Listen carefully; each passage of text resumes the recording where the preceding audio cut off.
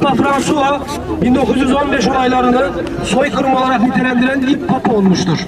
Siyonist İsrail'in Mescid-i Aksa'yı savaş alanına çevirdiği, ilk kıblemiz Mescid-i Aksa'ya postalları ile girerek Müslümanları abluk altına aldığı şu günlerde İslam coğrafyasının Haçlı zihniyet ve onun maşaları vasıtasıyla kaos ve kargaşaya sürüklendiği günümüzde İslam ülkelerinin ağabeyi, lideri olan Türkiye'mizde Aksaray'ın açılışı bahane edilerek Papa'nın Cumhurbaşkanı tarafından çağrılmasını çok manidar ve elem verici bir durum olarak görüyoruz.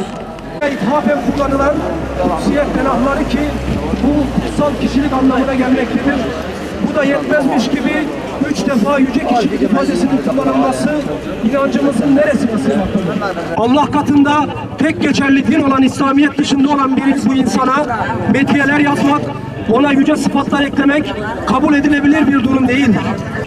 Tüm bunlara Müslüman bir ülke olarak Türkiye'nin çanak tutmasını Anadolu Gençlik Derneği Mersin Şubesi olarak kınıyor ve buna tepki olarak ellerimizde görmüş olduğunuz mektupları Vatikan Büyükelçiliği vasıtasıyla Papa'ya gönderiyor ve Papa'yı Aksaray'a değil İslam'la şereflenmeye davet ediyoruz. Hepinize çok teşekkür ediyorum, saygılar sunuyorum.